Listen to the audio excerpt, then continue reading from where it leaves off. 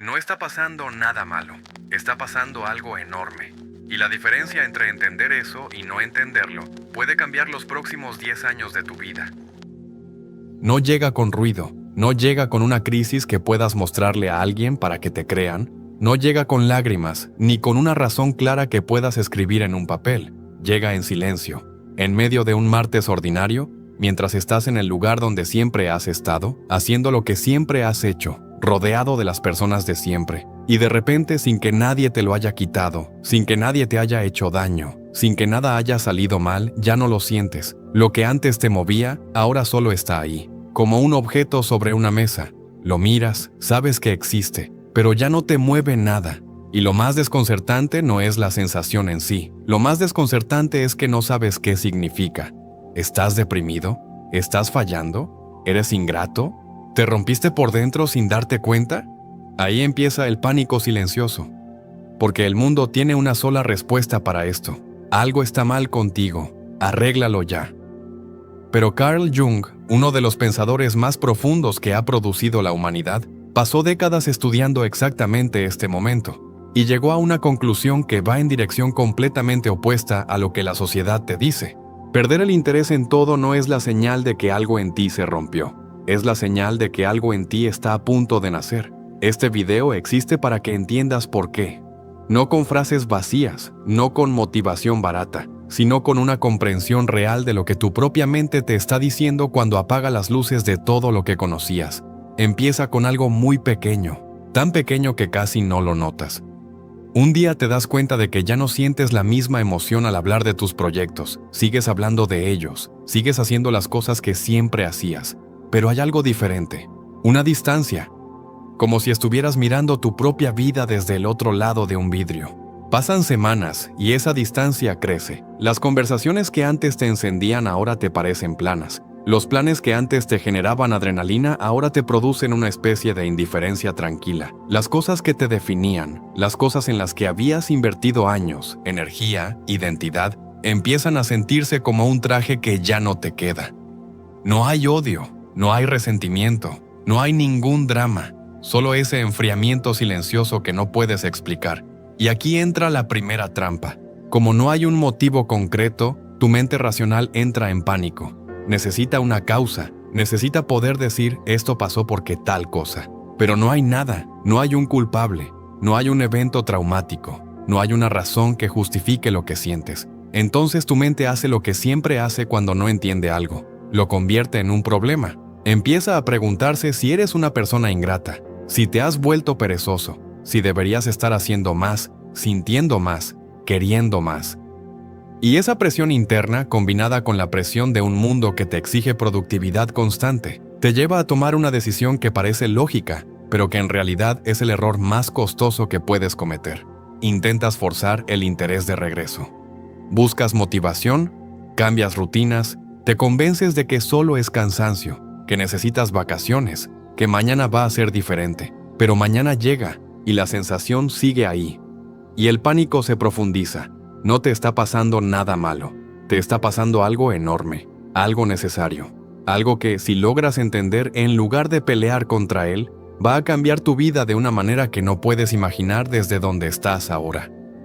Para entender lo que está ocurriendo, necesitas entender cómo funciona tu energía interior, no como una metáfora poética, como un mecanismo real que opera dentro de ti todo el tiempo. Imagina que tienes dentro de ti una cantidad de energía vital. No me refiero a energía física, aunque esa también existe. Me refiero a algo más profundo. Esa fuerza que te hace involucrarte con la vida, que te hace sentir que algo importa, que te hace querer, desear, construir, conectar. Esa energía no está repartida de forma uniforme. Fluye, se concentra. Y siempre fluye hacia donde tú has decidido.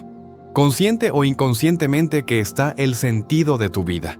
Durante años la dirigiste hacia ciertas cosas, tu trabajo, tu rol en la familia, tu imagen frente a los demás, tus metas, tu identidad. Y mientras esas cosas representaban genuinamente lo que tú eras, la energía fluía hacia ellas de forma natural, sin esfuerzo, sin obligación, simplemente fluía, porque había una coherencia real entre lo que hacías y lo que eras. Pero las personas cambian, crecen, evolucionan por dentro. El problema es que el mundo externo no siempre evoluciona al mismo ritmo, y entonces llega un momento en que lo que haces ya no refleja lo que eres. Sigue siendo lo mismo en apariencia, el mismo trabajo, el mismo rol, la misma identidad que todos reconocen, pero por dentro algo se desplazó, algo creció que no cabe dentro del molde de antes, y cuando eso ocurre, esa energía vital hace algo inevitable. Se retira, no de golpe, no con un portazo. Se retira despacio, en silencio, como el mar que se aleja de la orilla antes de una tormenta. Primero dejas de sentir entusiasmo, después dejas de sentir motivación, después llega la indiferencia. Y si sigues ignorando la señal, llega algo más profundo todavía. Jung lo describió con una claridad brutal. Dijo que la energía psíquica no le debe lealtad a ninguna estructura que hayamos construido. No le debe lealtad a tu trabajo, a tu imagen, a tus metas, a los roles que desempeñas. Solo le es leal a tu totalidad. Y cuando una estructura ya no sirve a tu totalidad, la energía la abandona sin negociar, sin pedir permiso, sin importar cuánto tiempo hayas invertido en construirla. Eso que estás sintiendo no es un fallo del sistema, es el sistema funcionando perfectamente. Hay algo que necesitas entender bien porque marca una diferencia enorme en cómo vives este proceso. Hay dos formas de perder el interés. La primera es horizontal. Es el aburrimiento ordinario, la rutina que se volvió mecánica, el trabajo que nunca fue tuyo, pero que hacías por necesidad. En este caso la solución es relativamente simple: cambiar el contexto, renovar el estímulo, romper la monotonía. La segunda es vertical, y es completamente diferente. En la pérdida de interés vertical no es que necesites más variedad, no es que necesites una nueva experiencia o un nuevo destino. Lo que ocurre es que una versión entera de ti mismo está cerrando un ciclo. Y tu energía se está retirando hacia adentro, hacia algo más profundo, porque afuera ya no hay nada que pueda darte lo que realmente necesitas. ¿Cómo distingues una de la otra? La pérdida de interés horizontal te hace buscar. Te da inquietud, ganas de cambiar algo, de moverte, de experimentar algo nuevo. La pérdida de interés vertical te hace detenerte. No quieres buscar, no quieres escapar. Solo hay una quietud extraña, una especie de llamado al silencio que no sabes cómo responder, pero que sientes con mucha claridad. La mayoría de las personas que están pasando por la pérdida de interés vertical creen que es horizontal, entonces hacen exactamente lo que no deben hacer. Buscan, escapan, se distraen, se llenan de ruido. Cambian cosas externas esperando que eso cambie lo que sienten por dentro. Y por supuesto, no funciona. Porque el problema no está afuera, está en que hay una parte de ti que ya no puede seguir viviendo en la superficie y está usando la pérdida de interés como la única herramienta que tiene para hacerse escuchar. Si lo que estás escuchando te está llegando, hay alguien en tu vida que también lo necesita escuchar. Compártelo. Y si quieres que sigamos teniendo estas conversaciones, suscríbete. Seguimos. Jung llamaba a esa parte el self, el ser completo. No el yo que conoces, no la personalidad que presentas al mundo, sino algo más profundo, más antiguo dentro de ti. Esa dimensión que sabe quién eres debajo de todos los roles que aprendiste a jugar. Y cuando el self habla, no lo hace con palabras, lo hace con sensaciones, con sueños, con cambios inexplicables en lo que te atrae y lo que ya no te dice nada. La pérdida de interés es el idioma del self diciéndote, lo que construiste ya cumplió su función. Es hora de algo que todavía no puedes ver, pero que está esperando. El self no te abandona cuando pierdes el interés, te está llamando. El problema es que el llamado llega con una forma que el mundo insiste en diagnosticar como enfermedad. Hay un momento en este proceso, un momento que Jung describió con mucho detalle, y que las tradiciones espirituales más antiguas del mundo conocen desde hace siglos, donde la pérdida de interés deja de ser solo una incomodidad y se convierte en algo mucho más oscuro. Es el momento en que ya no solo has perdido el interés en tus actividades, has perdido el interés en la versión de ti mismo que conocías, y eso produce algo aterrador, porque si no eres el trabajo que hacías, si no eres el rol que cumplías, si no eres la imagen que proyectabas, si no eres las metas que perseguías, ¿quién eres? La pregunta queda suspendida en el aire, y la respuesta no llega, no de inmediato. Y en ese espacio vacío entre quién eras y quien todavía no sabes qué vas a hacer, ocurre lo que Jung llamó la noche oscura del alma. Es un concepto antiguo, lo usaron los místicos, los filósofos, los poetas. Pero Jung lo describió de una manera que lo hace completamente comprensible. La noche oscura del alma no es una depresión clínica, aunque puede parecérsele. No es una crisis externa, aunque puede sentirse igual de devastadora. Es el periodo durante el cual una identidad que ya no te pertenece se deshace, y todavía no ha nacido la que sí te pertenece. Es el umbral. Y los umbrales son incómodos por definición. Estás entre dos mundos. Ya no perteneces al que dejaste, todavía no perteneces al que viene, y esa condición de estar en el medio, sin suelo firme bajo los pies, activa en el cerebro humano una alarma de supervivencia profunda. Tu mente interpreta la incertidumbre como peligro, entonces hace todo lo posible para que vuelvas a algo conocido. Te empuja a aferrarte a lo viejo, aunque ya no te nutra. Te hace buscar desesperadamente una nueva identidad que llene el vacío. Te tienta con soluciones rápidas, una relación nueva, un proyecto nuevo, una filosofía nueva, lo que sea, con tal de salir de ese estado de suspensión incómoda. Pero aquí está el secreto que casi nadie te dice. Si llenas ese vacío demasiado pronto, si te apuras a construir una nueva identidad antes de haber disuelto verdaderamente la anterior, no habrás cruzado el umbral, solo habrás cambiado de disfraz. Y el ciclo empezará de nuevo, quizás en 5 años, quizás en 10. Pero empezará de nuevo, porque lo que necesitaba ser visto no fue visto, lo que necesitaba ser soltado no fue soltado. La noche oscura del alma requiere algo que la cultura moderna casi no sabe hacer. Requiere quedarse quieto dentro de la oscuridad. No para sufrir por sufrir, no como práctica masoquista, sino porque es ahí, en ese silencio sin respuestas, donde ocurre el trabajo real. El trabajo que no se puede hacer con el ruido puesto. El trabajo de desaprender quién creías que eras, para descubrir quién realmente eres. La oscuridad del umbral no es un defecto del diseño, es el diseño.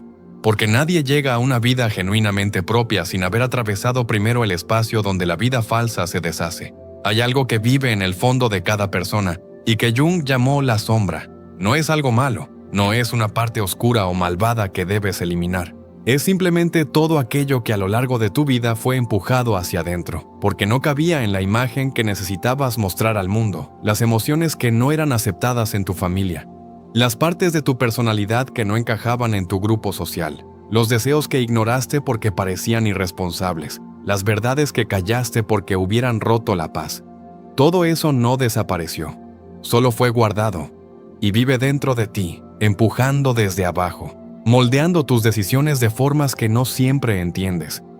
La sombra es la razón por la que a veces reaccionas con una intensidad desproporcionada a ciertas situaciones, la razón por la que te atrae en los demás lo que no te permites a ti mismo, la razón por la que hay ciertos temas que te generan una incomodidad inexplicable. Cuando llegas al umbral del que hablábamos, cuando tu vieja identidad empieza a desmoronarse, la sombra sale. No de una manera dramática, no necesariamente. Puede salir como una fatiga inexplicable, como una irritabilidad que no tiene causa aparente, como sueños perturbadores, como un deseo súbito de hacer cosas que antes ni te habrías planteado. Y aquí entra la trampa más sutil de todas. Cuando la sombra sale, muchas personas la interpretan como una señal de que algo está mal con ellos, como una prueba de que son peores de lo que creían, como algo que hay que suprimir, controlar, ocultar. Pero Jung insistía en que ese es exactamente el error. La sombra no es el enemigo. Es una fuente de energía enorme que lleva años, quizás décadas, esperando ser integrada, esperando ser reconocida, esperando que dejes de fingir que no existe. Integrar la sombra no significa actuar en base a todos tus impulsos, no significa soltar el control o hacer daño. Significa reconocer que esas partes también son tuyas, que tienen algo que decirte, que debajo de lo que parecen ser hay una necesidad genuina que ha estado siendo ignorada. Cuando haces eso, cuando te sientas con lo que has estado evitando y le das la bienvenida sin drama y sin juicio, algo fundamental cambia. La energía que estaba atrapada en mantener esa sombra encerrada queda libre. Y esa energía liberada es la que empieza a nutrir algo nuevo en ti. No es coincidencia que las personas que atraviesan genuinamente este proceso describan lo que viene después como una especie de ligereza. No de euforia, no de certeza, de ligereza. Como si hubieran estado cargando un peso que ni siquiera sabían que llevaban.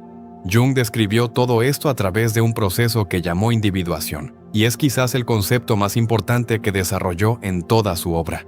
La individuación es el proceso mediante el cual una persona se convierte en quien realmente es, no en quien fue educado para ser, no en quien la sociedad necesita que sea, no en quien cumple las expectativas de su familia, su cultura, su generación, en quien realmente es. Ese proceso no es lineal, no tiene manual de instrucciones, pero tiene etapas reconocibles, y la primera etapa, la que casi todos evitan porque es la más incómoda, siempre comienza igual, con la pérdida de interés en la vida que tenías.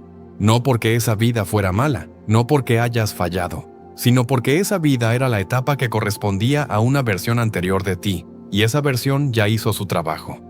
Jung hablaba de algo que llamaba la primera mitad de la vida versus la segunda mitad de la vida.